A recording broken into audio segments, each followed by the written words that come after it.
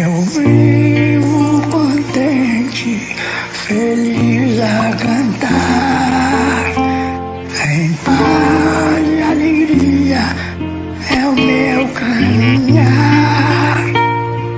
Não tenho problema, nem tenho aflição, pois tenho Jesus no meu coração. A terra que amamos é nossa escola. Estudo e trabalho são bênçãos sem fim. Nas horas difíceis de exames e provas, eu tenho certeza, Jesus é por mim. Sigamos à frente,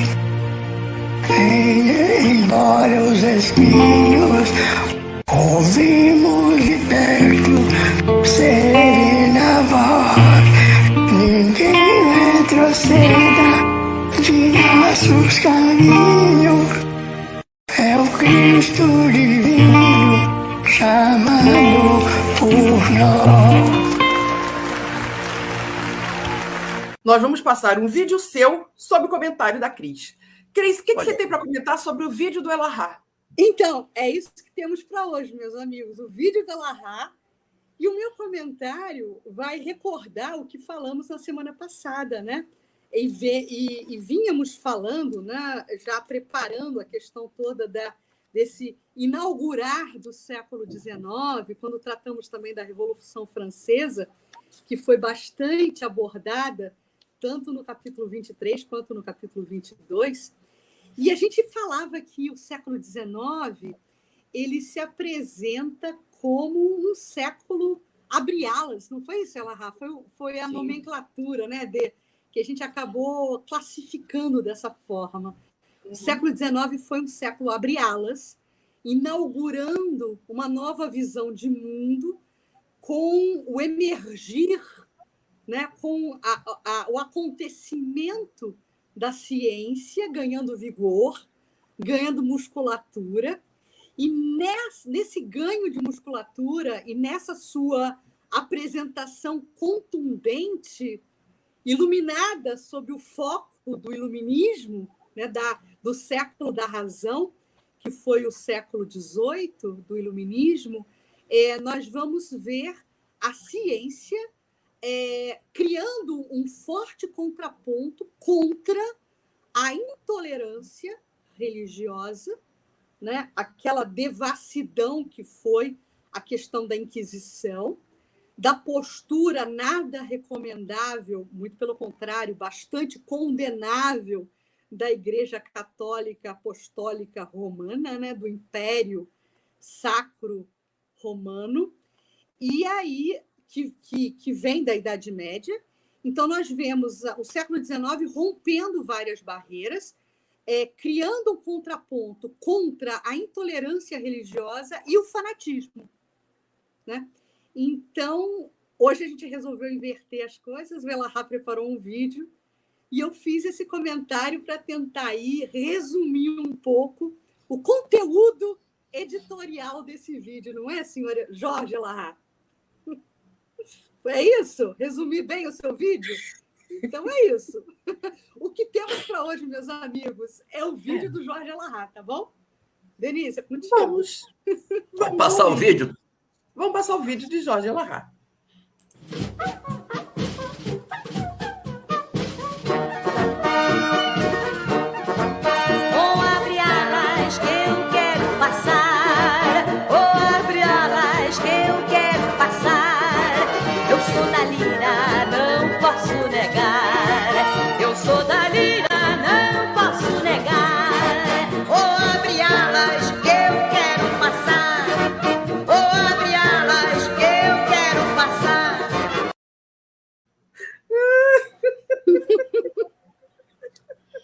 Não é só a Cris que faz vídeo, eu também faço vídeo com a mesma qualidade.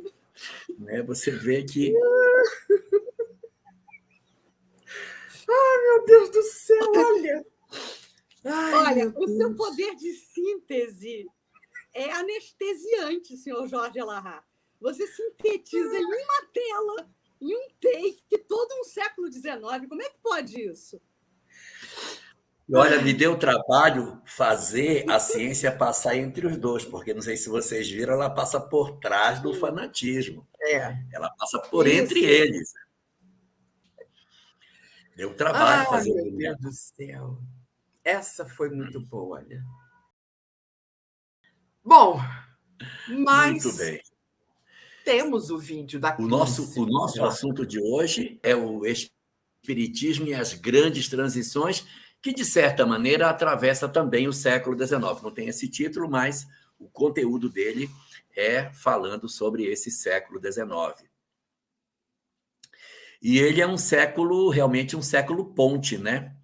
Quando você vê o que vai acontecer nesse período aí, uma explosão de ciência. A gente até comentou sobre o surgimento de várias ciências que aparecem no século XIX, uma série de mudanças no cenário político, religioso, filosófico, científico. Há uma mudança muito profunda. A sociedade do século XIX é uma sociedade extremamente interessante, porque ela inaugura uma forma de funcionar totalmente diferente. Muitas máquinas surgem, muitas perspectivas de mudança, as telecomunicações, a eletricidade, você ter o código Morse, comunicação à distância, é uma coisa assim maravilhosa também do século XIX. Eu estive ano passado na cidade de Milão, eu fui num hotel que era o único hotel do século XIX, no ano de 1888, que tinha telégrafo no hotel. Então, as grandes autoridades se hospedavam no hotel porque elas podiam usar do telégrafo que o hotel possuía. E isso dava a ele uma grande notoriedade dentro do ambiente. Então, os reis, os príncipes, os imperadores, os presidentes daquela época tinham predileção de se hospedar ali porque ele era o suprassumo, porque podia passar um telégrafo para outros lugares. Eu estive lá e vi esse hotel onde quem se hospedava lá era Dom Pedro II. Mas é um século, assim, muito transformador. E uma coisa interessante na chamada transição planetária é que as várias áreas do comportamento humano elas entram em crise. Não é uma crise na educação, ou uma crise econômica, ou uma crise filosófica, ou uma crise religiosa, ou uma crise política. Não. O século XIX ele abre crises em todas as direções. Todas as direções. Então, as crises não são setoriais. A gente fala que a crise ela é global, ela é no sentido mais largo possível. É isso que denota um processo de transformação na nossa sociedade, porque no flanco do conhecimento que você entra tem mudança. É o século XIX que vai trazer Louis Pasteur, ressignificando o sentido da biologia. É onde você vai ter Charles Darwin ressignificando o sentido da criação. É onde você vai ter Mendeleev apontando a questão da química. É onde você vai ter os estudos de eletromagnetismo, de eletricidade, de telecomunicações. É onde você vai ter a filosofia promovendo toda uma mudança muito forte na leitura de mundo. E é quando a bandeira do materialismo, efetivamente, ela é desfraldada no século XIX para o início desses nossos debates. Paralelo a isso, nós vivemos um período de extinção de cativeiro, né? Muitos processos de escravização que existiam, eles vão desaparecer. Nesse hotel que eu estou falando, Dom Pedro II estava hospedado em 1888. Então, no século XIX, esse processo da extinção do cativeiro no Brasil, ele tem 4 leis que acontecem. A primeira dessas leis é a lei de Eusébio de Queiroz, de 1850, que extinguia o tráfico de escravos. Os ingleses haviam feito um pacto de que não deveria ter mais escravos e, por isso, o Brasil, por uma determinação, né, do governo inglês, que, de certa maneira, ditava as normas éticas do mundo de então, o Brasil teve que extinguir, com a lei Eusébio de Queiroz, o tráfico. Só que era só conversa. Os navios diziam que não estavam mais fazendo, mas nos porões dos navios mercantes ainda vinham pessoas da África para o Brasil. Daí a expressão para inglês ver. Isso. Porque os navios continuavam trazendo escravos, mas os ingleses não viam. Ela é de 1850. Aí temos uma segunda lei, 1871. Essa segunda lei, a lei de 1871, é a lei do ventre livre. Era uma lei que antecipava o fim da escravatura, porque ela dizia que, na verdade, na medida em que as crianças que nascessem seriam livres, a escravização terminaria no Brasil num decurso de prazo. Quem faz essa lei é o pai do Barão de Rio Branco, é o Visconde de Rio Branco, é o pai dele, né? José Paranhos, mas é o Paranhos pai, tem o Paranhos Júnior, que é o famosíssimo Barão do Rio Branco, o bigodudo careca. Então, essa lei também foi uma lei interessante, só que nascia livre, mas tinha que pagar um valor para o seu senhor. O Estado pagava um valor pela criança. Tinha uma terceira lei que saiu às portas da libertação, 1885, Saraiva Cotegipe, uma lei que dizia que as pessoas acima de 60 anos deveriam ser libertas da escravidão. Então, uma pessoa que tivesse 61 anos, como é o meu caso, já estaria liberto da escravização. Só que um homem que lida com a questão da escravização durante toda a sua vida, aos 60 anos ele está muito alquebrado. Então, era até, de certa maneira, uma forma dos senhores descartarem os seus escravos que eram mais velhos. E a motivação do Império Inglês de querer que não existisse o tráfico de escravos é porque eles queriam mercado consumidor. E escravo não consome. Então, a libertação, pagamento de salário, gera mercado consumidor, né? Então, tinha um interesse econômico por trás dessa aparente bondade. E a última das leis, a Lei Áurea, de 13 de maio de 1888, que vai extinguir a escravização no Brasil. Dom Pedro II estava naquele hotel, e dali é que ele manda um telegrama para a princesa Isabel para que ela assinasse a lei. Parte daquele hotel em Milão, a ordem para que a princesa assinasse. E existe lá no hotel, na portaria do hotel, uma imagem que foi construída de um indígena com uma lança na mão matando os dragões no seu pé. É um indígena, eles não entendiam que eram negros os que estavam sob escravidão, né? Mas a imagem ali tenta representar o fim da escravização, né? Muito bem.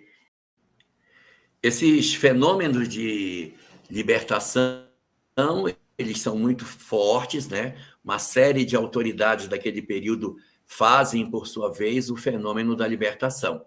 E nós temos também o surgimento de uma nova proposta econômica e política para o mundo, que é uma tentativa de construção de uma sociedade sem as opressões que existiam por conta do capitalismo selvagem que destruía as pessoas, uma sociedade sem férias, sem uma série de vantagens para aqueles que eram trabalhadores. E é quando vem uma onda apresentada a partir do Manifesto Comunista de 1848, escrito por Engels e Marx. Eles produzem esse manifesto, e esse manifesto dá origem a um conjunto de mobilizações políticas para a implantação do socialismo no mundo. E aí existe a ideia, e é evidente que essa ideia ela é uma ideia interessante, que é você permitir com que todos tenham acesso a bens e direitos. Isso é louvável, é um progresso da humanidade, você não deixar ninguém à margem do caminho. E Emmanuel, nas costuras que ele faz no texto, ele destaca a necessidade de que as formas de implantação de uma sociedade mais fraterna, ela não se escude na violência, ela não se utilize de atos que, de certa maneira, sejam marcados por atos de restrição de liberdades para que se consiga fazer a mudança. A gente vai encontrar textos assemelhados na obra Socialismo e Espiritismo, de Leon Denis, em que ele faz uma crítica ao século XIX e a forma como, naquele período, se tentava implantar uma sociedade mais justa. Ao longo desse tempo, não é? A gente foi observando uma série de tentativas de implementação de uma sociedade mais plural, uma sociedade que pudesse oferecer mais direitos às pessoas, e hoje a gente nota que isso, embora a proposta inicial era através da revolução, da tomada do poder, da luta de classe, da derrubada da estrutura que estava vigente, nós passamos hoje a ter um modelo em que, sem a necessidade da revolução, através da legislação, do amadurecimento da sociedade, vai se retirando esses extremos, vai se oferecendo direitos aos indivíduos e vai se permitindo progressivamente o ajuste de uma sociedade mais fraterna. Todas as tentativas de implementação de um regime na forma do autoritarismo, ele tende a retornar. Então, o ideal é que a gente faça um processo evolutivo, sem violência, sem agressão, sem restrição de liberdade, em que todos possam partilhar conjuntamente da mesa, com direitos ao básico, sem restrição de liberdade, na democracia que deve ser a nossa referência de funcionamento da nossa sociedade. Então, esse período aqui ele é marcado até pela entrada da Igreja nesse fenômeno, com a Rerum Novarum, que é uma bula que o Papa Leão XIII, acho que é o Leão XIII, que prepara nesse período. E Rerum Novarum significa das coisas novas. E ele faz uma discussão, o socialismo estava muito em voga na época, ele propõe o socialismo cristão, que se fizesse a partilha sem a violência, sem sangue, sem as experiências que se colheu durante a Revolução Francesa de tanta violência nesse sentido. E aí, nesse período que a gente vai ter o surgimento das novas ideologias, com o espiritismo e as outras doutrinas relacionadas, alterando esse cenário de fé cega que a gente possuía, e a implantação de uma nova sociedade mais crítica, de uma fé que se apoia na lógica, na ciência, uma vez que o modelo anterior de uma fé dogmática, uma fé rígida, que não explica, estava dando sinais de cansaço e que poderia, na verdade, tombar em função dessa necessidade do homem de encontrar resposta para aquilo que buscava. E Emmanuel, então, encerra o capítulo destacando o extraordinário contributo do Espiritismo para uma releitura do mundo e uma transformação efetiva do nosso sentido e de propósito de vida. Então, aí, só para terminar, você tem uma mescla, um sopro de materialismo invadindo o mundo e um sopro de fé raciocinada disputando os espaços do ideário humano. O que vai acontecer com o sopro dessas duas forças, só no capítulo que vem que a gente vai saber. Mas o que se deixa aqui é o seguinte: levantam-se dois grandes ventos para impulsionar a vela do barco da nossa civilização. O sopro do materialismo, que se pegasse a vela nos levaria numa direção, e o sopro do espiritualismo moderno, representado por uma série de doutrinas capitaneadas pela doutrina espírita, que nos sugere efetivamente essa beleza maravilhosa de uma doutrina calçada na fé. Então, vamos ao vídeo da Cris. Depois dessa sua introdução, agora vamos ao vídeo da Cris.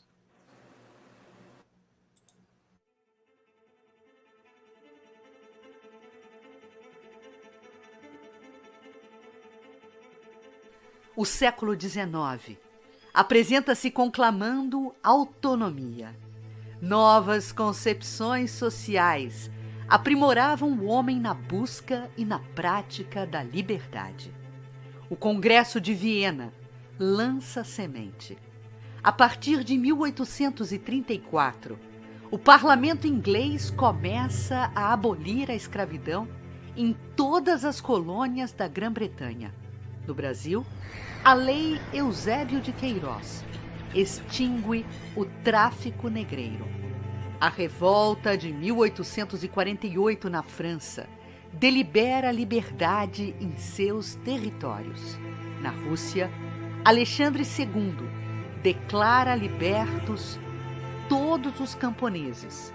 E de 1861 a 1865, os Estados Unidos da América conquistam com sangue, lágrimas e ideias progressistas a liberdade após a luta da secessão.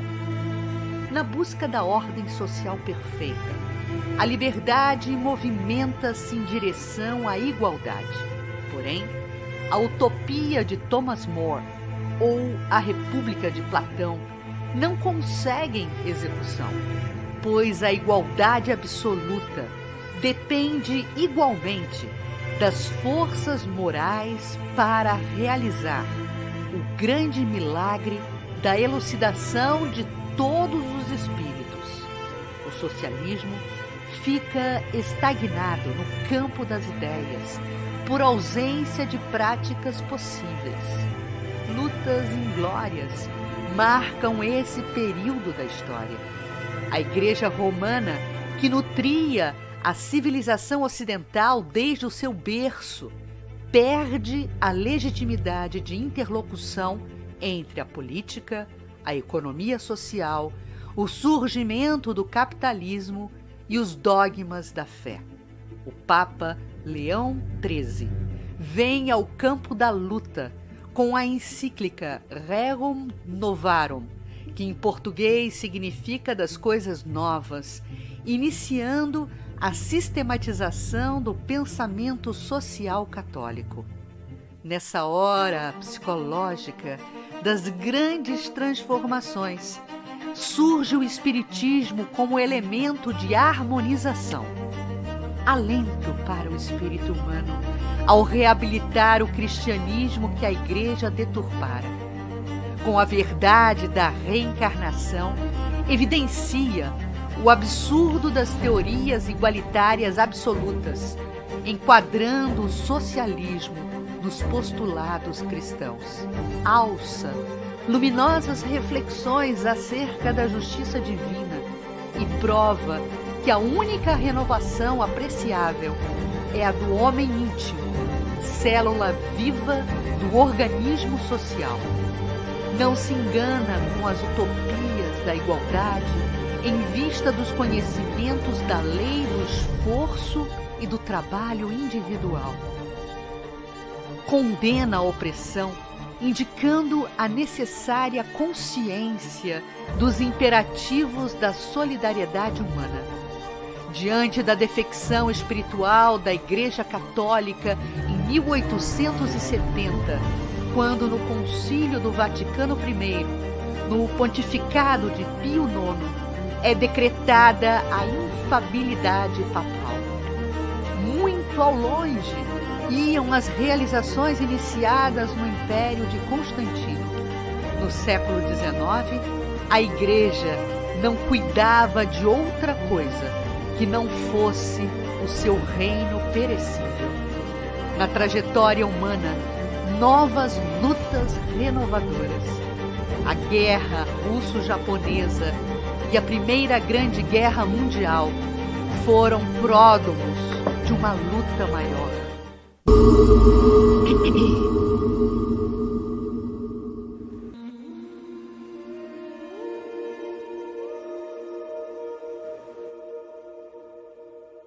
No futuro, em torno dos celeiros econômicos da jovem América, reunir-se-ão as experiências europeias, aproveitando o esforço penoso dos que tombaram na obra da civilização do Ocidente para a edificação do homem espiritual, que há de sobrepor-se ao homem físico do planeta no pleno conhecimento dos grandes problemas do ser e do destino. A vigência do homem integral, espargindo as sementes de luz da árvore maravilhosa da civilização vindoura. Na atualidade, onde os valores morais da humanidade? As igrejas estão amordaçadas pelas injunções de ordem econômica e política. Somente o Espiritismo, prescindindo de todas as garantias terrenas, executa o esforço tremendo de manter acesa a luz da crença nesse barco frágil do homem ignorante do seu glorioso destino. Barco que ameaça voltar às correntes da força e da violência, longe das plagas, iluminadas da razão, da cultura e do direito. Brasil, coração do mundo, pátria do Evangelho. Espírita, coração em Cristo, célula do Evangelho. A caminho de uma nova era, a caminho da luz. Nas grandes transições dos séculos que passam, aguardemos o seu amor e a sua misericórdia. Eu sou o caminho, a verdade e a vida.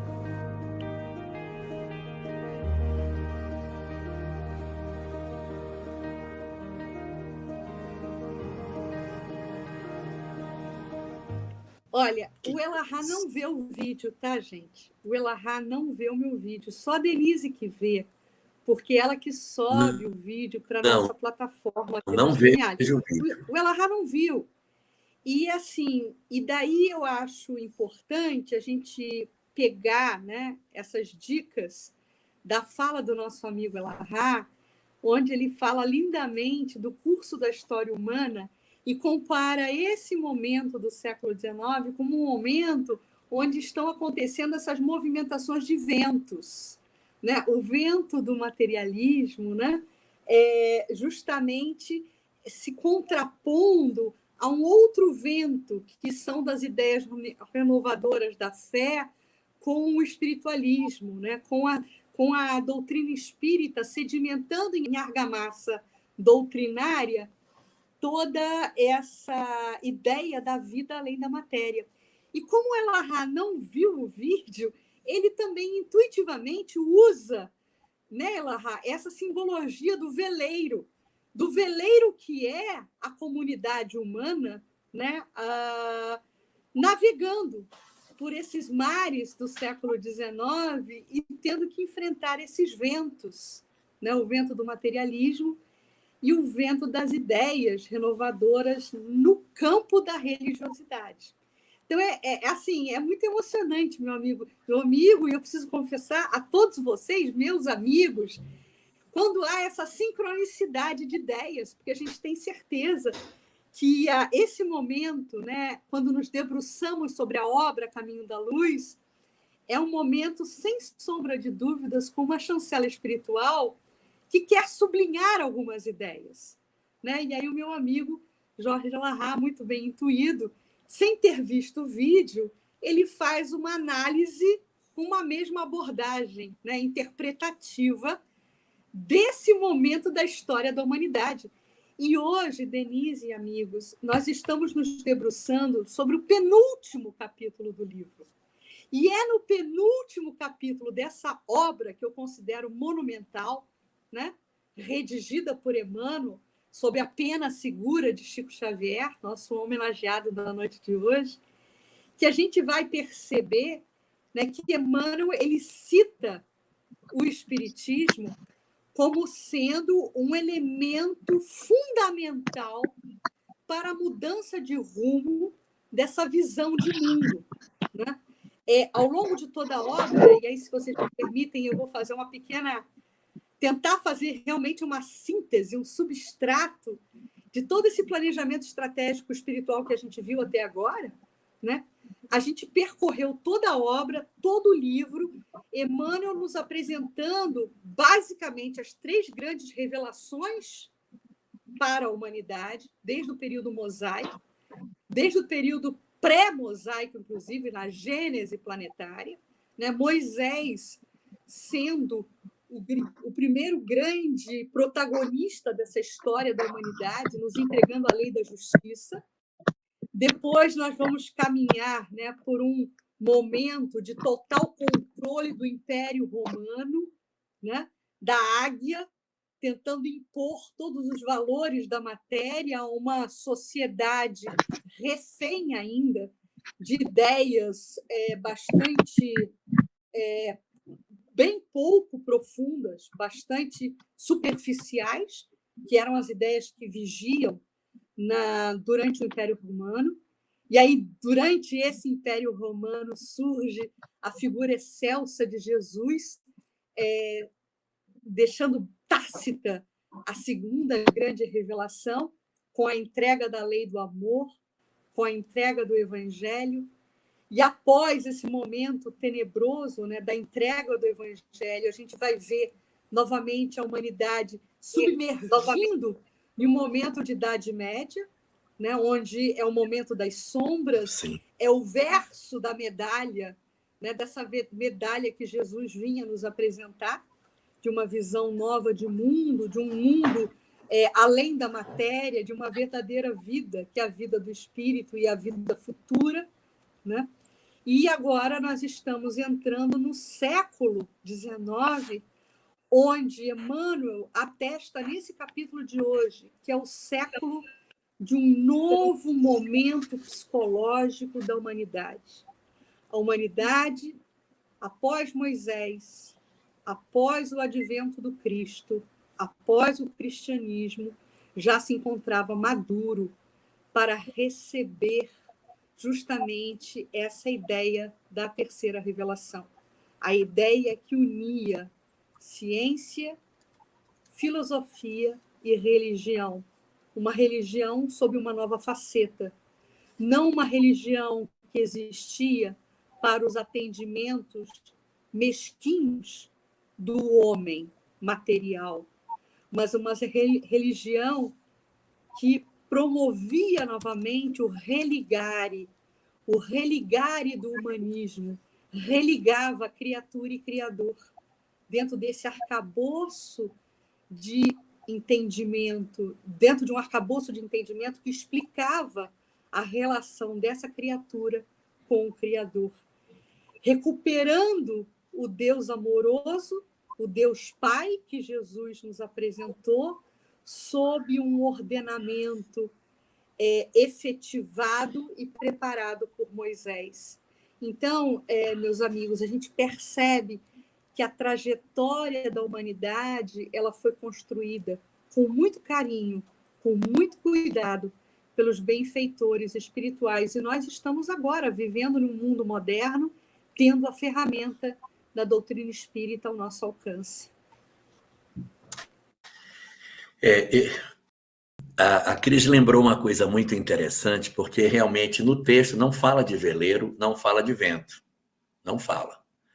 Mas o vídeo fala. Eu não costumo ver os vídeos da Cris até para não me induzir pelo que ela coloca. Esse sopro de vento é uma coisa extremamente importante. Aí eu quero aproveitar, fazer até um comentário que já é mais do final do capítulo, mas eu quero aproveitar para a gente comentar logo e depois a gente volta para falar nos outros pontos que são importantes. Mas ele diz no final desse capítulo que aquela assembleia de seres crísticos vai se reunir de novo. Então, a mesma assembleia que se reuniu quando Jesus recebeu o planeta, e que se reuniu uma segunda vez quando o Cristo veio à Terra, irá se reunir uma terceira vez. E eles vão se reunir, está dito lá, para decidir sobre os destinos do planeta. Não é para carimbar o passaporte. Não é uma reunião para fazer um protocolo de rito de passagem. Não é uma reunião de colação de grau. Não é. Não é dizer assim, olha, nós vamos nos reunir para a gente assistir aqui, dar os parabéns, porque a humanidade vai estar passando para um novo período. Ele fala que nesse tempo em que o capítulo está sendo construído, essa assembleia se reuniria para decidir sobre os destinos da Terra. O que significa esse decidir? não significa dizer assim, esse aqui não tem jeito, vamos deixar entregue ao mal. Não é esse o sentido. É saber se, como disse Leopoldina para Pedro I, é para saber se o fruto está maduro. Se o pomo está maduro, se já está em tempo de colheita da parábola do semeador, da parábola do joio e do trigo, se já é tempo de colheita ou se ainda temos que esperar um pouco mais. Porque vamos fazer uma análise bastante crítica, bem crítica da história da humanidade. O que nos falta para pegar o caminho correto? Qual foi a lição que ainda não nos foi entregue? O que a gente ainda não recebeu para entender que a gente precisa construir uma sociedade mais fraterna? Não há o que não tenha sido dito. Não há. Porque reveladores diversos estiveram em todas as partes do planeta, trazendo, se não nas mesmas palavras, as mesmas ideias de fraternidade, de amor, de renúncia dos bens terrenos. Todo mundo falou do seu jeitinho, um mais para cá, um mais para lá, mas isso já foi falado. E não foi falado uma vez só, isso já foi dito, repetido, trepetido. A gente já migrou no Ocidente, no Oriente, vestiu roupa de diversos sacerdotes, lemos livros santos diversos, ou seja, nós já temos toda a instrumentação para a construção de uma sociedade melhor. A gente não constrói essa sociedade por uma questão de livre-arbítrio, porque verdadeiramente a gente já sabe que dói sofrer, a gente já sabe o que é um processo de exclusão, sabe que a gente não pode ter uma sociedade em que pessoas morram de fome, sabe que a gente não pode ter um sistema autoritário e violento que mata pessoas que pensam diferente de nós, sabe que não pode escravizar, sabe que não pode destruir o meio ambiente. Nós sabemos tudo, independente de você ter uma vocação religiosa, de você professar uma determinada religião, por uma questão ética. Esse conhecimento já chegou a toda a humanidade. É lógico que você vai dizer assim, mas fulano não sabe disso. Não, mas fulano é uma pessoa. Nós temos 8 bilhões de pessoas no planeta. Será que a grande massa do planeta não sabe que o bem é bom? Não sabe que fraternidade faz bem? Não sabe que regimes democráticos é a grande solução para o encaminhamento dos povos e das nações? Então, na verdade, o nosso problema não está mais na instrumentação, está no desejo íntimo da criatura. Eu digo para você, assim, eu não sou o governador planetário, estou longe disso, mas eu posso dizer assim, o que falta? Fala para mim o que é que você ainda não recebeu de informação. Então, é por isso que essa sociedade ela recebe essa avaliação desse colégio de espíritos crísticos, porque nós já temos maturidade suficiente para decidir o que é que a gente quer da vida. Então, significa assim, nós podemos, na circunstância em que nós estamos, sim, ingressarmos numa nova sociedade, ou não.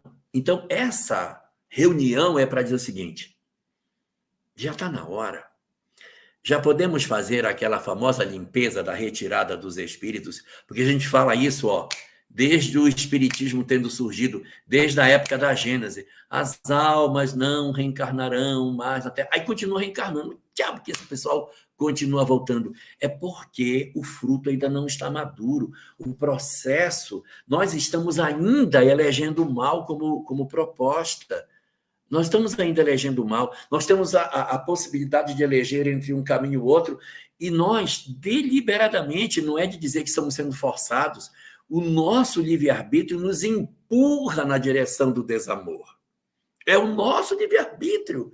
Então, uma avaliação da espiritualidade nos diz o seguinte, esse pessoal ainda não está no ponto que a gente esperava que eles estivessem para que nós pudéssemos fazer o fim do processo da transição. Então, empurra a transição mais para frente. E vai empurrar enquanto a massa crítica não for suficiente para que isso aconteça. Não precisa ter medinho, Denise, porque nós somos imortais. Nós somos indestrutíveis. E, de certa maneira, como é que eu posso dizer? É como se a gente fosse um monte de batatinha fritando no óleo, sabe? Vai fritando. Aí tem uns que já estão prontos, aí você vai tirando. Então, assim, existem entidades na Terra que já estão maduras para um novo modelo de sociedade. Nós já temos uma quantidade significativa de pessoas que já têm uma compreensão de uma sociedade melhor, mais fraterna, mais humana, mais justa, uma sociedade que, digamos assim, sem a necessidade de um sistema político socialista para nos impor a restrição da riqueza, indivíduos que entendem a necessidade da partilha, que amadureceram no sentido do coletivo, de enxergar a sociedade como uma reunião de irmãos. Esses espíritos, eles ainda não são a maioria do planeta, mas já temos uma grande quantidade.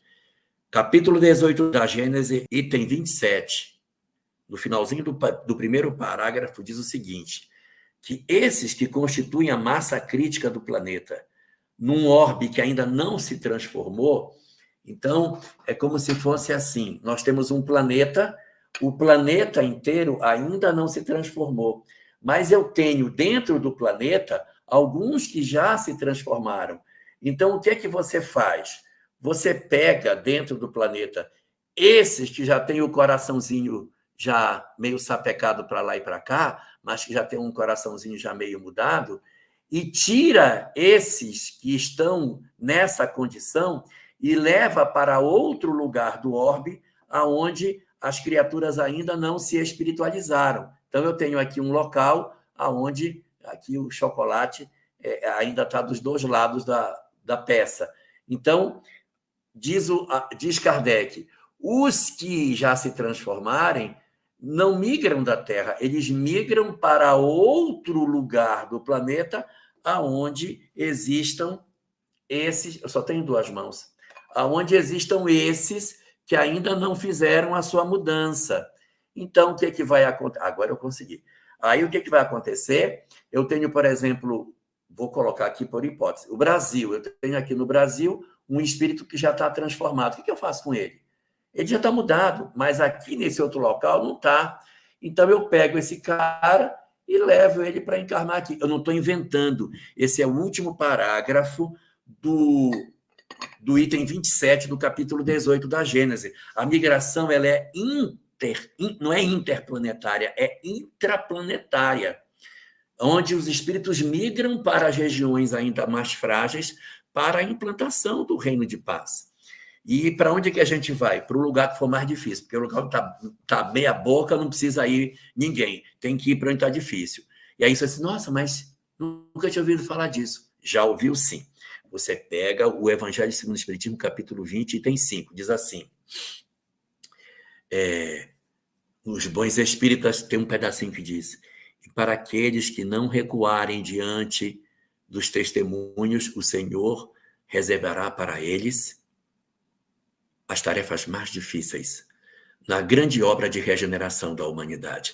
O que é as tarefas mais difíceis para os que não recuarem? Não é ficar pregando espiritismo para quem gosta, não vou nem falar de espiritismo, pregando amor para quem gosta, é ir para o embate, é ir para você tentar a implantação de uma nova proposta num outro ambiente. E eu não estou me referindo ao ambiente religioso, mas é você ir para dentro da ciência e dizer, não, vamos investigar isso aqui. Você ir para a filosofia, por que a gente não propõe uma leitura mais otimista da vida, um modelo parecido com o de Viktor Frankl, que toma e diz assim, o importante é descobrir o propósito da vida e trazer ali uma nova perspectiva, não pessimista. Então, isso tudo é muito importante. Então, a gente vai... Esse período que o texto fala, no final do capítulo, que essa Assembleia vai se reunir para decidir os destinos da Terra, é decidir o seguinte, como é que é? Já está na hora de tirar o pessoal ou ainda tem muita gente verde que precisa esperar um pouquinho mais eles amadurecerem para a gente fazer a colheita? Então, a gente acaba descobrindo que é preciso ainda aguardar um pouquinho mais, porque, infelizmente, nós não estamos sendo bons alunos. É só a gente se retirar do globo e olhar de maneira bastante fria. Dá uma olhada no planeta, dá só uma olhada nele assim. Esquece o que você pensa, que você está dentro, e analisa e diz: estamos fazendo certo? Estamos cuidando do meio ambiente? Não tem gente passando fome? Estamos com regimes democráticos? Vencemos a guerra? Vencemos a exploração sexual das pessoas? Nos educamos no sentido de fraternidade? Aí você vai perceber que a gente está muito atrasado. Então a gente recebe e não consegue dar uma resposta positiva. Isso é que é o problema. Então, essa reunião, se é que ela já aconteceu, que eu não sei, mas se ela já tiver acontecido, ela com certeza não deve ter batido o martelo para dizer: cara, pode levar o pessoal todo, porque agora já dá. Alguns estão sendo retirados, são aqueles mais endurecidos que não vão ter jeito. Agora, aqueles que ainda têm a possibilidade de mudança, esses ainda estão por aqui, por um tempo. Por quê? Porque nossa sociedade cruel, o que é que ela está fazendo conosco? Ela não está aproveitando os valores positivos. Ela pega aqueles que têm valores positivos e, devora as pessoas, come o coração delas. Então, é por isso que a gente não consegue a mudança. Aí tem um pessoal marcando data para 2057, 2050. Não marque data. Tem o livre-arbítrio humano. Elahá e Denise, eu arrisco dizer que se essa reunião, se a pauta já foi lançada, a decisão desse conclave ainda não aconteceu. E a gente percebe isso de uma forma muito clara quando realmente a gente se debruça sobre todos esses elementos que o capítulo apresenta. Porque, inclusive, nesse capítulo, Emmanuel cria um subtítulo que é a defecção da Igreja Católica. E eu gostaria até de colocar um pouquinho de luz sobre essa abordagem que Emmanuel faz.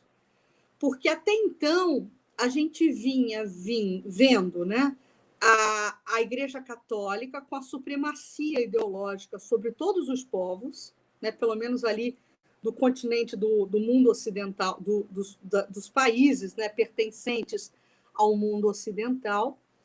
E a gente vai ver que essa defecção, como Emmanuel coloca, acontece no ano de 1870, quando as lideranças da Igreja Católica resolvem declarar, né, a infabilidade do Papa, né, do líder máximo daquela estrutura. E aí Emmanuel é muito taxativo e é muito contundente quando ele fala que essa decisão traduz a miopia desse grupo. Traduz essa miopia. Porque a igreja acaba dando, nesse momento, um tiro no pé. Porque é justamente, né, no auge, né, das apresentações das novas ideias que invadiam o século XIX, que um dos principais círculos, né, da atividade social humana, que é o círculo religioso, e que era, naquele momento, o círculo que tinha a supremacia religiosa, que era a Igreja Católica, resolve decretar a infabilidade do seu representante máximo, né? Não traduzindo e não trazendo legitimidade para a representação do homem espiritual. Porque era uma igreja que notoriamente vinha, desde a Idade Média, atendendo aos apelos materiais, aos interesses mundanos, aos acordos irregulares, né? Então, a religião ela fica desacreditada nesse momento. E a ciência, em contrapartida, vem ganhando corpo, mas, ao mesmo tempo, esse ganho de musculatura que eu falava anteriormente vem ali cheio, né, de intenções de atendimento de demandas materialistas. Então, a ciência ela chega, invade... É uma ciência mal-humorada. é uma ciência mal-humorada e uma ciência que não alça o homem em direção a uma espiritualidade. É uma ciência, muito pelo contrário, que provoca o apartamento, que provoca o distanciamento do homem dessa sua relação com o Criador, dessa sua relação com Deus. E a fissura entre ciência e religião vai aprofundando cada vez mais.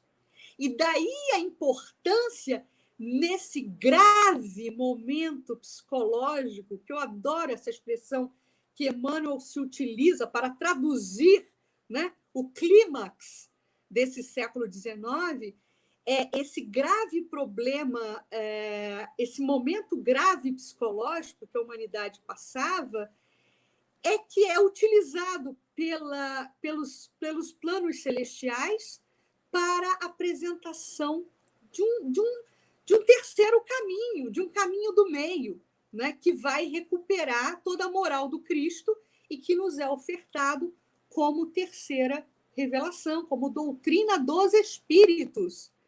Inclusive, Elarrat, quando falávamos de socialismo, Denise, Elarrat e amigos, que também é abordado nesse capítulo, é muito interessante perceber que todas essas convulsões sociais que vão dar corpo ao socialismo, a um socialismo carreado de muitos extremos, carreado de muitas utopias, porque é impossível se praticar o socialismo em busca de uma igualdade se ainda não houver a vigência no seio dessa massa popular, dessa massa social, o verdadeiro entendimento da fraternidade.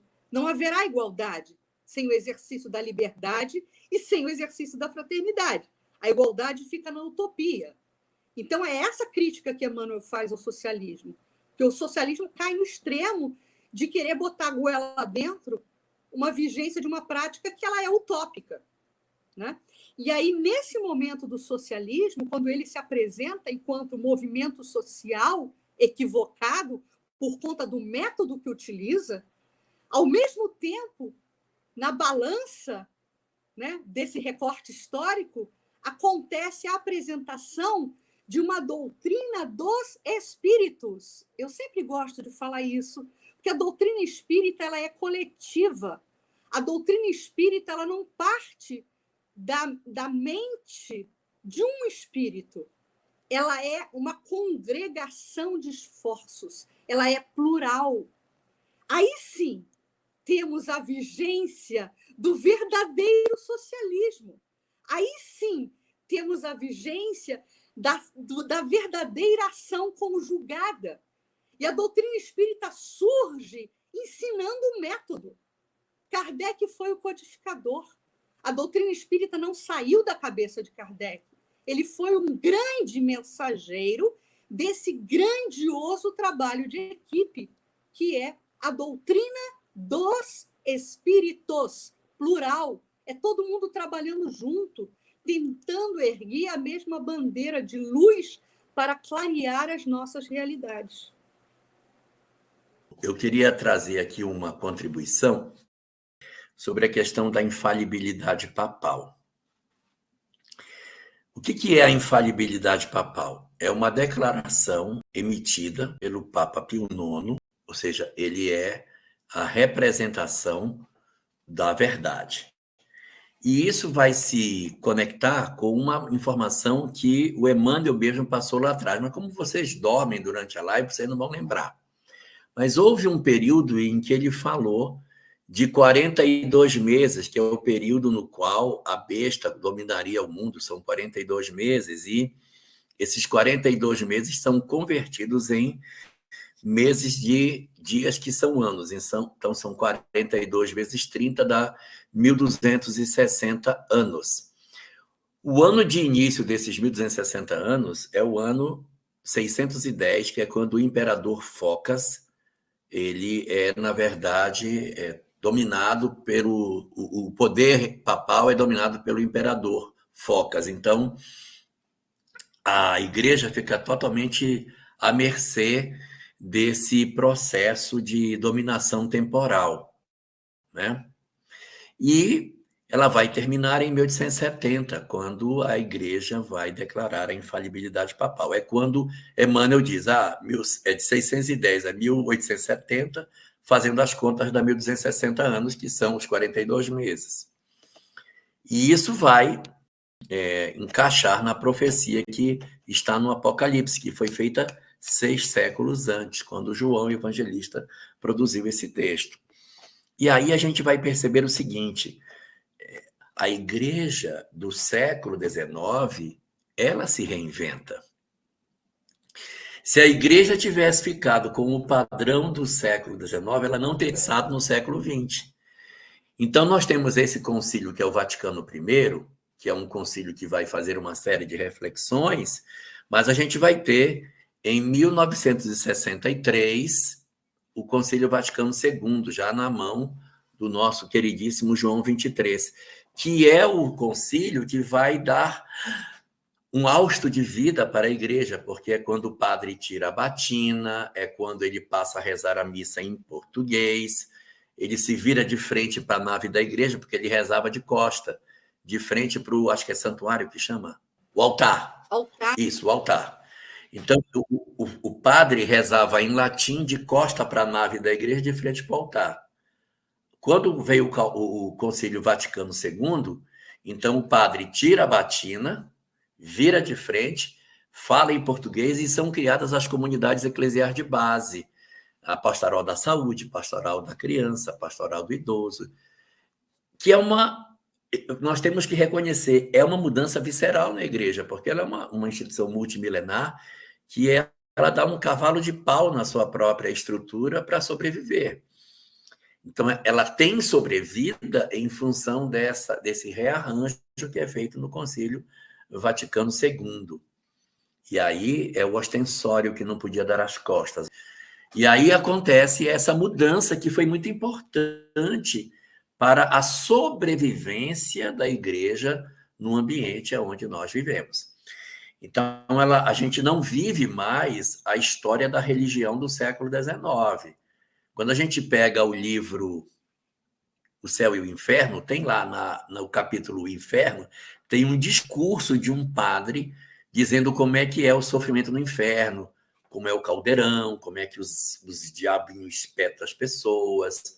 Aquilo era o discurso, a homilia do padre era essa. Hoje você não encontra um padre para fazer uma homilia desse tipo, para dizer que tem um caldeirão, as almas ficam tudo dentro, o cara espetando.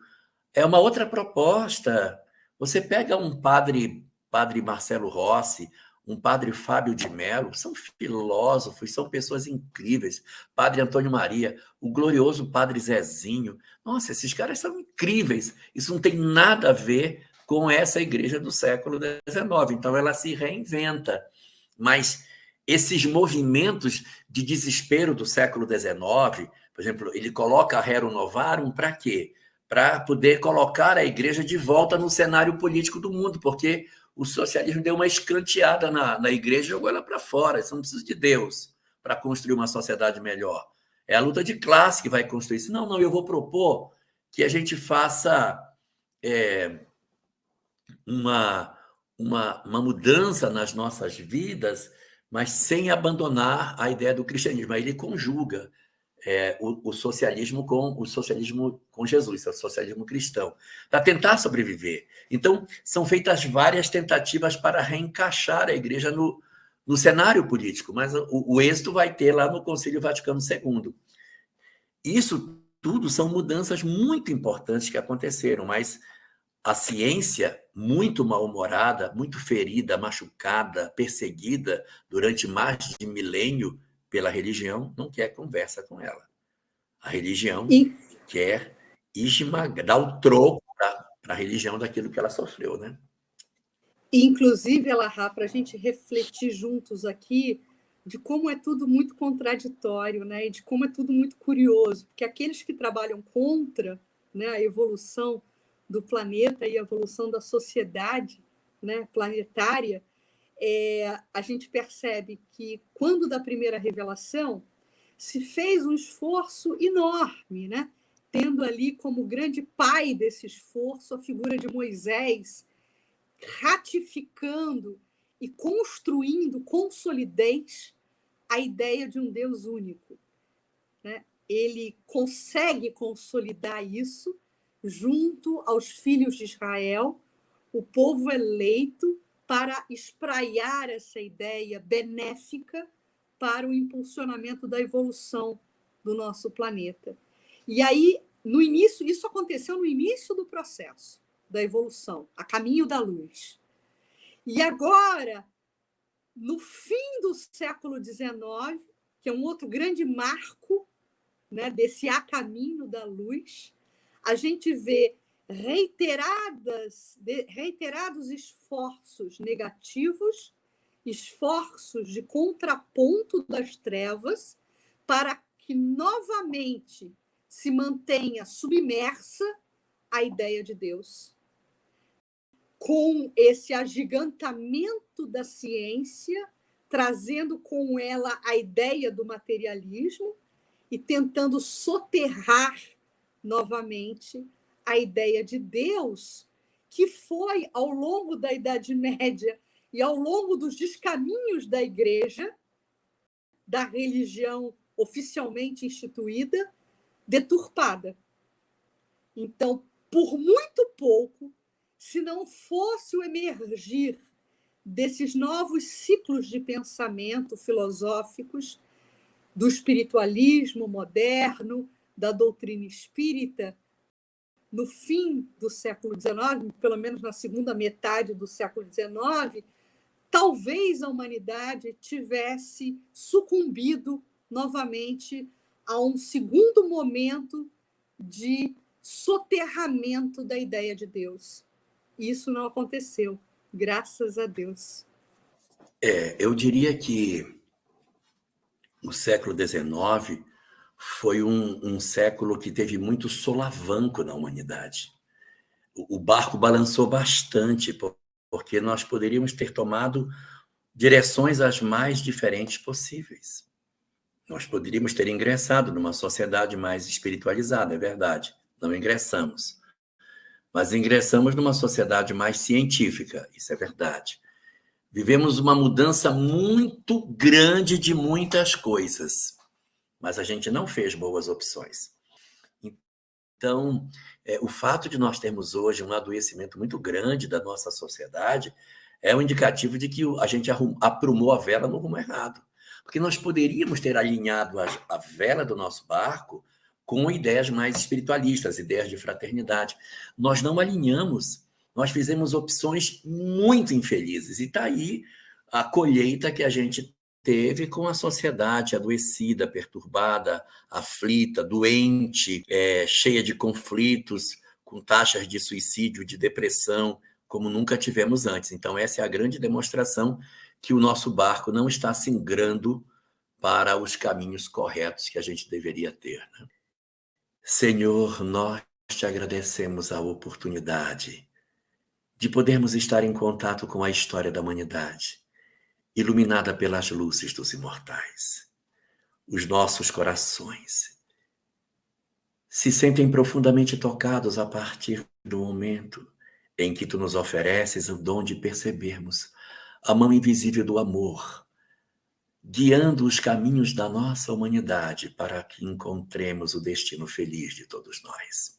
Nós, Senhor, os teus filhos rebeldes, nos curvamos diante da tua sabedoria e da excelsa solicitude do nosso governador planetário para agradecer penhoradamente não somente o que tudo fez ao longo da história, mas em nos oportunizar esta mensagem extraordinariamente consoladora da doutrina espírita para cicatrizar as nossas feridas e abrir horizontes novos nas nossas vidas, fazendo com que os nossos corações encontrem definitivamente a paz pela busca do amor. Nós te rendemos graças, Senhor, por tudo isso e te pedimos que nos abençoes e que guardes os nossos corações na tua doce e encantadora paz. Muito obrigado, Senhor.